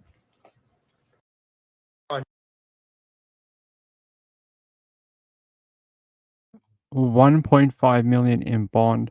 That woman speaking, I almost broke down in tears listening to her. You could feel the pain, but also the red hot anger at the same time. You could see and feel both emotions from her. She was so angry, but so sad that she had to, that she had to be there doing what she was doing. All because of a selfish person. That woman is old enough to know better. We all know. I know. I'm a younger guy. I know. You cannot drink on certain medications. They have a freaking giant sticker on the box that says, "Do not drink or drive on this medication." We all know that. We all do. But I'm guessing she was a alcoholic who put her own selfish needs above everyone else's and ended up, she's probably done it a million times, except this time it went badly. This is the one time in 100 where everything goes wrong for you. And, you didn't get home safely or whatever. You killed 2 children. Children, babies. It's ridiculous. Says here, the drunk driver charged with second-degree murder of 2 children appeared in court Tuesday with a cast on her right arm. Marcella Chidester, 66, I'm probably pronouncing that wrong, has been accused of second-degree murder. She's allegedly drove her SUV into a wall of the Swan Creek Boat Club, where a children's birthday party was being held on Saturday. Lana was 8 and Zane was 5. Both died in the wreck in Berlin Township in Michigan, while their mother, Mariah Dodds, and her elder brother, Jaden, are fighting for their lives in hospital. When she entered the courtroom Tuesday, the live stream showed her enter with a cast on her right arm, seemingly indicating that she suffered an injury during the incident. Oh, who gives a crap? Oh, I think that mum would much prefer to have a broken arm on her child than to have her child in a freaking morgue. Who cares what her injuries are? She could have like a missing head for all anyone cares. It says the suspect has been detained since the crash. The judge granted her bond at $1.5 million that the prosecution had asked for at the request of some of the victims' families. I think that is a fair thing. Here is Lana 8 and Zane 5. They're the 2 little ones down here. Stupid thing here, but the little boy here and the little girl here, and this is their older brother here, I guess. And that's their mum. Yes, that's their mother there. That must be her mum. The lady we saw speak must be her mum. It says here, Lana left Jane here. So there's another photo of them. They're the 2 youngest ones here. The little red-headed boy here and the little girl here, Lana. There's footage of her doing it. Oh my God, really? Oh, she almost got the pole. Oh my God, if she'd hit that pole, Probably would have killed her, but saved the children. Oh, she missed it by about like millimeters. That is, look at that. She's so close to it. She may have swerved. What a freaking idiot. It says here, prosecutor Jeff Yorkie informed the court that she had a history of substance misuse, which her friends and family had confirmed in support of the $1.5 million bond. Apparently, her lawyer claimed she wanted bond at $100,000. He claimed that she'd suffered from epileptic-type seizures in her legs since November. He also claimed she'd only consumed a bowl of chili and a glass of wine 4 hours prior to the collision. She is not a monster, he said. It's horrible what happened, but there are some things we don't have control over. He pointed out that she does not have a history of reckless driving or traffic tickets. Yorkie argued that she showed no signs of having a seizure before the crash and that her blood alcohol level was significantly over the legal limit. And then that lady said that there was, so it must be the sister, killed her niece and nephew. That's the sister. Okay. They said something that she had medication in her system. If the accused pays her bond, she'll be forced to give up her passport, alcohol, and wear a tether and not drive. I'm trying to find more about what medication she was on. Oh my god, they had to call a survival flight for the children. Helicopters were used to transport victims to nearby hospitals, with 9 of 13 victims surviving left in life-threatening condition, and they had to use a survival flight. Oh my god. Today at approximately 3 p.m. Eastern Time, emergency personnel were dispatched to 6332 Branchaw Road in Berlin Township, County of Monroe, regarding a motor vehicle that struck a building at the Swan Boat Club. The vehicle struck the north wall of the facility, entering the building, and came to rest approximately 25 feet inside the building, where a young child's birthday party was being held. Upon arrival, first aid was provided to approximately 15 victims, which included adults and young children. 9 of those victims were transported by ambulance and/or medical helicopter to local hospitals with serious life-threatening injuries. The sheriff sounds more sad than the woman did in court. The woman in court with the broken arm, who was the driver, she didn't seem all that upset. She listened to what that auntie said, and she just stood there like stone-faced, like, I'm listening to this like auntie pour out her heart, and I'm just going to sit here with a straight face. Like, show some remorse for your own actions that took 2 children out of this world, plus put like a whole bunch of others in hospital. Like, show something. Show something. I hate people who like that sit stone-faced in the court. Like, it's ridiculous. Show that you actually understand the gravity of your own actions that hurt someone else. A total of 3 children and 6 adults were transported. Several others were transported by private vehicle to local hospitals. Unfortunately, in tragedy, 2 of the victims were pronounced deceased at the scene. This includes an 8-year-old female and a 5-year-old male who are siblings of each other.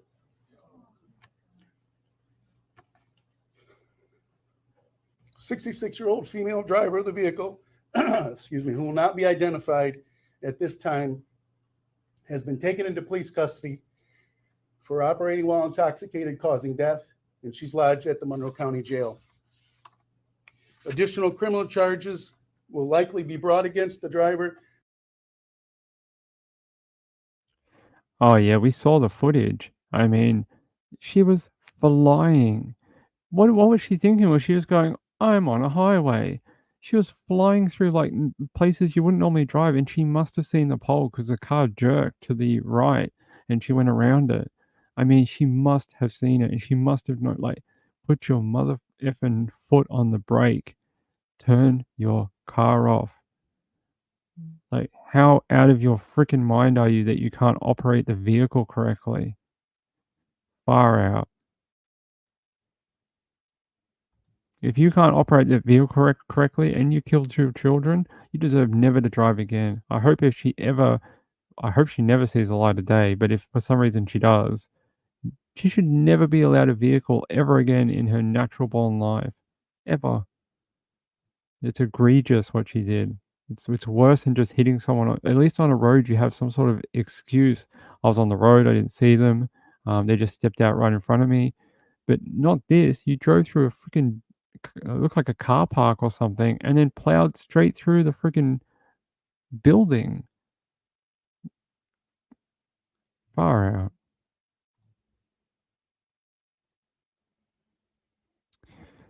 Yeah, I mean, that poor mom and her sister and the rest of that family. And it was a happy day.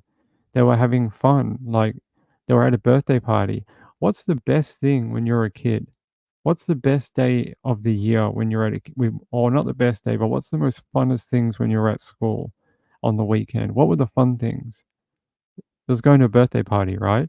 If you had a birthday party or your friend had a birthday party or someone else had one and you got to go to them, they were always the funnest weekends as a small child because you got to muck around, you got to see your mates, you got to eat bad food and candy and soft drink and it's supposed to be a happy day. And that woman took that away from that family. Not only that, but the children killed them. Plus 13 other people that she injured. I mean, there's no excuse for what she did. I'm just trying to find out what medication was she on. It didn't say. Know that lady. I know the auntie said in court that she was on medication and she wasn't supposed to have it and drink. But I can't see it.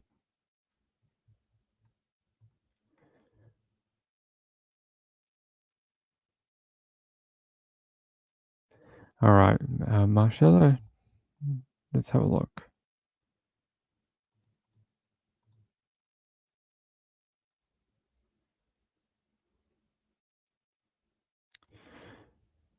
They actually had the whole court hearing. We're not going to watch it. Don't stress. Maximum penalty 15 years. And the court has served in the judiciary for many years and understands and appreciates that at an arraignment received. In addition, that no doctor told her not to drive, so that she had one glass of wine 4 hours prior to 3 o'clock, between 11 and 12, and a bowl of chili. That was confirmed with a search warrant of what the receipt was. In addition, that no doctor told her not to drive. The doctor told her not to drive for a number of months, very few months, and then she could operate a vehicle. About a month prior to this accident, Your Honor, because I want the court, I'm not doing a trial today, but I want the court to know everything in setting the bond, that this is not a monster. It's horrible what happened. Absolutely horrible. I have 2 children. It's absolutely horrible. But some things we don't have control over. If I have a heart attack at my age, I don't have control over it if I'm operating a vehicle and it hits somebody. So, Your Honor, the 1.5 million in the murder charge, I don't know where that's coming from, but they have to prove it. And respectfully, Your Honor, we would ask for $100,000 cash or surety, 10%. So he wanted her to get out for 10 grand. He asked for a 10% on a 100 grand bond. So she would have to give 10% in cash to secure the bond. And the judge basically told her to go and get effed. And we're going to do 1.5 million in cash. And I get she has to have a defense and a decent lawyer. But man, that guy was just absolutely talking out of his ass. He's just talking out of his freaking rear end. Kathy Lynch says, when did this happen? When did this happen? On the weekend, apparently, on Saturday. Let me just get the correct town and day for you. Saturday. Yeah, Saturday during the day in the town of Swan Creek Boat Club. Swan Creek in the Berlin Township in Michigan. So Michigan, we're in Michigan. I'm just trying to see if we can get you a map so I can show you. No, that's not it.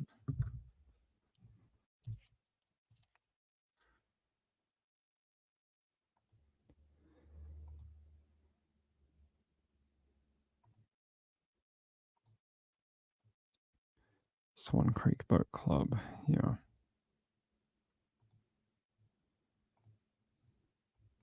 So down here, this is the boat club down here. So this must be the we see that footage and she's flying across this area. It must be this here, this big dirt area. You see that in the video of her driving and she's flying through. There's the lamppost right there. That's that one she barely misses by like millimeters. It has to be. So where did she come from? She come from up here? And then came flying around here and couldn't control the car, tried to turn back in, and ended up in this function room here. Hold on.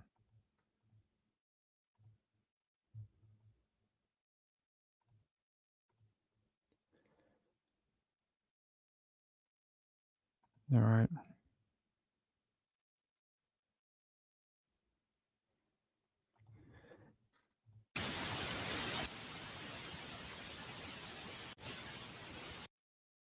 Yeah, she's coming out of that road. Has to be, right? She's coming through here, and that's that lamppost. You can see the shadow of it. So she sort of comes down here, misses, she doesn't follow the road around. She comes off the road here, comes through the car parky thing, and almost hits that lamppost, and then goes straight through this property here. I mean, look how much room she had. She could have crashed anywhere along here. Here. She could have gone into this field. Look at this. She could have gone here, drowned. No one would ever have found her for like 10 years. They would have been like, what happened to that lady? I don't know. She was driving along this road one day and she disappeared. Did anyone look for her? Yeah, we looked for her. We didn't find her. Like she could have ended up in here, but no, she hit this one place that was full of children. This one place. I reckon she came through here and then tried to correct, but she was going too fast and she couldn't keep on this line here. And then she tried to overcorrect and ended up. Why didn't you just put on the friggin' brake? It's frustrating. Let me see what you guys are up to. Diamond Heart says alcohol and medicine never mix well. No, and she's 66. She knows better. Hey, Danny Mitchell, how are you? For sure, there's going to be a lot of children who are not going to be okay for a while. Little Miss Sharon said the case reminds me of that guy that passed out driving and killed lots of people at the Dalesford pub. Yeah, like not long ago. I don't think they quite know yet, Flyer B. I know that she has some sort of a drinking problem. She was on some sort of medication, but apparently she's never had a traffic ticket in her life, and she's doesn't have any charges to do with driving before this particular incident. So the auntie said that she was. The auntie said in the video we watched earlier, she knew she was not allowed to drink on medication. So, but it's not listed anywhere what that medication might be. Maybe epileptic medication. She was having epileptic seizures. So, right, yeah, she got away with it like millions of times. I'm sure. No, that's all right, Flyer. It's all right. Yeah, no, we don't know. Just that she was over the limit on alcohol, and then the children who died, their auntie said that she was on some sort of medication that she shouldn't be mixing with alcohol. So, yeah. Let me see if I can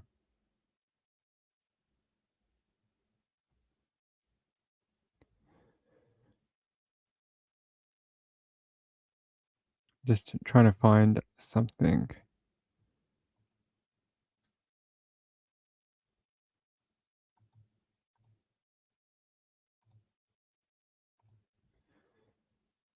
You can see, look at that. That's the hole she put in the building. Right there where the cop is. It's probably not gonna. This week, we are expecting charges after that tragedy in Monroe County, where a children's birthday party interrupted by an out-of-control car that crashed into a building. And the sheriff is saying that a suspected drunk driver is who plowed right into that building with a children's party taking place inside, killing a young brother and sister and injuring more than a dozen others, including other members of that same family. Yeah, Priya is live on this morning, and the victim's school offering support today, Priya. Yeah, that's right. Jason, Rhonda, good morning. The district will have school counselors on hand as this entire community grapples with this senseless devastation. We do know a little bit about that suspected drunk driver. She's a 66-year-old woman. Her identity so far has been withheld. We are expecting an arraignment any day now. Police are also investigating the bar that she was at just moments before this deadly crash that injured 15 people and killed a pair of siblings. I can't even imagine the grieving that they're going to go through, that they're going through now and will for the rest of their life. David Farrell is still in shock after two children, an 8-year-old girl and her 5-year-old brother, were killed by an alleged drunk driver. The siblings were at a birthday party at Swan Creek Boat Club in Berlin Township when a woman drove straight through the building.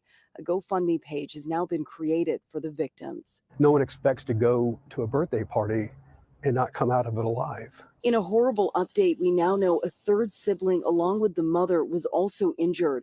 The entire community grieving, coming together to help in different ways. I had discovered from someone else that a Rupp Funeral Home was offering to do the funeral for free for the two children, and so I was able to pass that on, and then that got passed on to the immediate family. The funeral home offered to do the funerals for free for the two young children. That is extremely kind of the community and the funeral home to offer that to the family. That is that'll take a load of pressure off that young family for sure. What a sweet thing to do from that particular funeral home. That is very nice of them.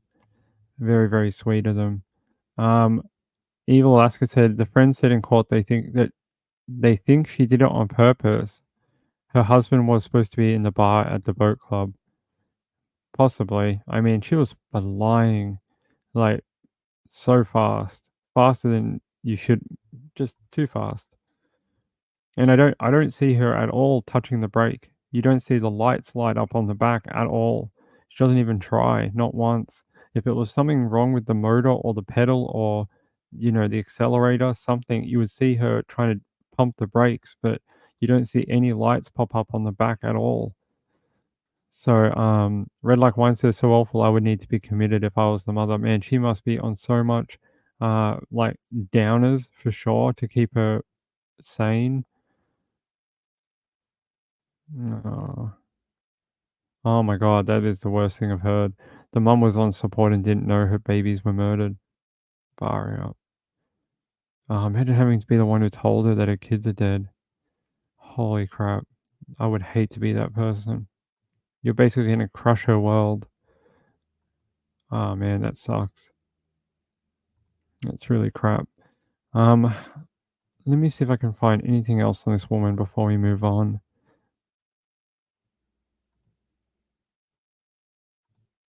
Just trying to see if we can. What's this woman's name? Marcella Chidester? Monroe County, 3 hours ago.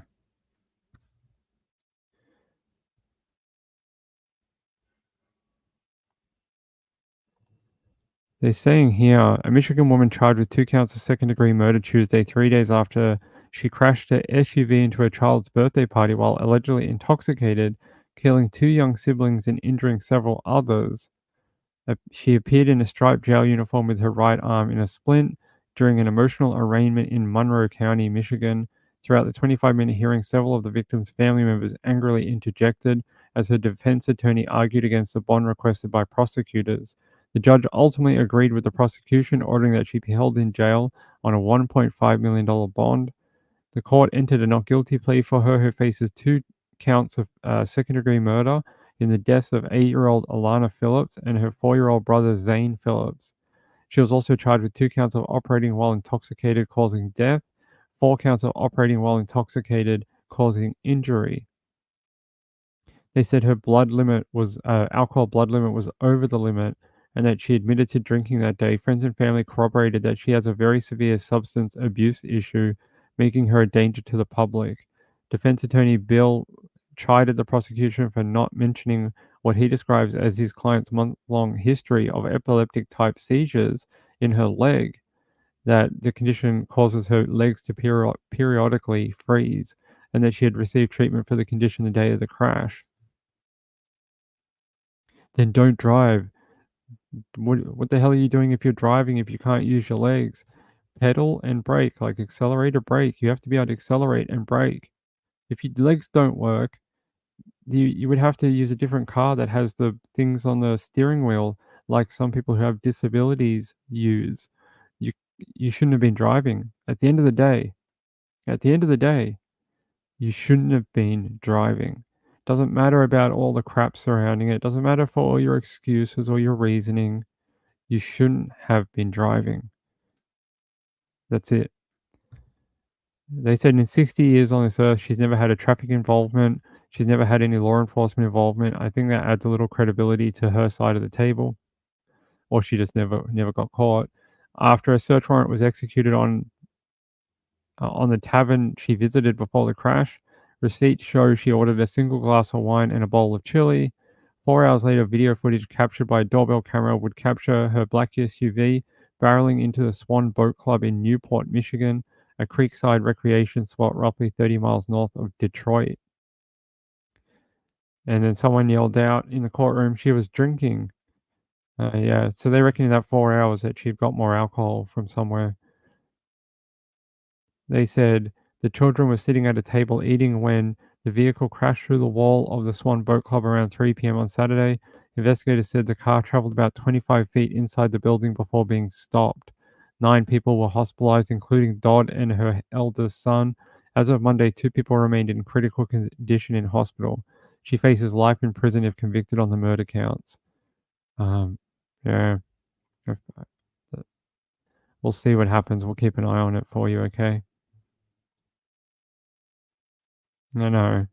It's like they cause their own problems, but they hurt everyone else around them. Hey, Danny Mitchell, good to see you. Yeah, I get you, Danny. I get you. All right, we're at the 2-hour mark. We're over the 2-hour mark. Appreciate everyone who showed up tonight. I know there's a lot of people who are tired after watching Daybell all day and don't want to come here at 9, 10 o'clock anymore because they've true crimed out. They've had too much true crime.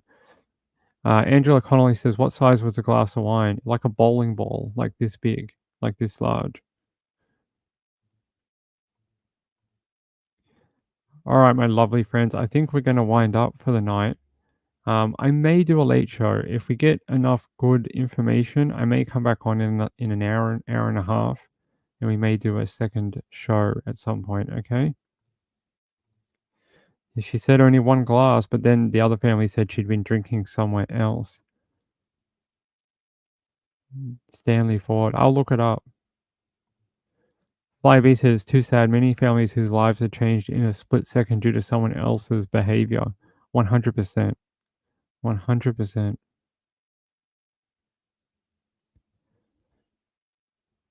Hey, Vegemite Smile. Good to see you.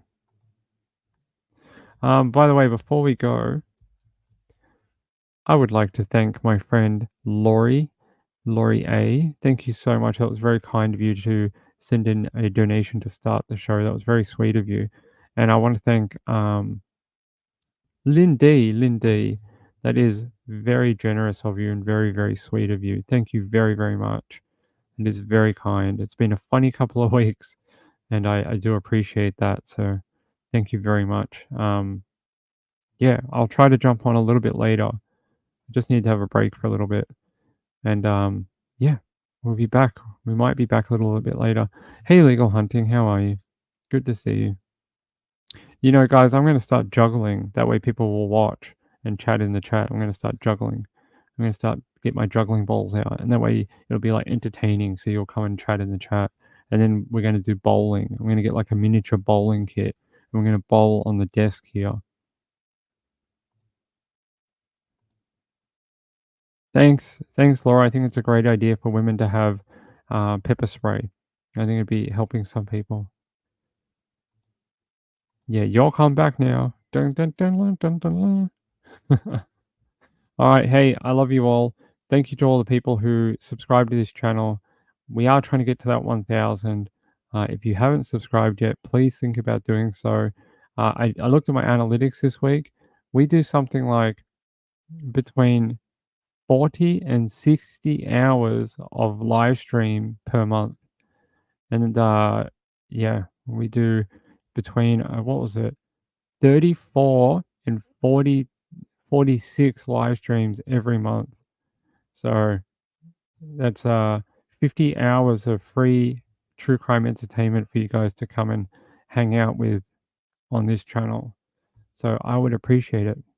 Use spinners like those fidget spinners. I have some somewhere. Potter says they're illegal here. Yeah, I know. We had a thing. Where is it? We had a petition earlier. Can't find it. Petition.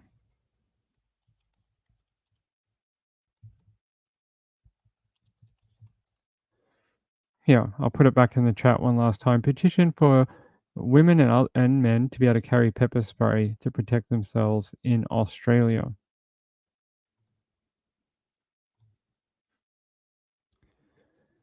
All right. Well, I'll see how we're going. If we can get some more news stories between now and about an hour, I will come back and we'll do a late show. Okay.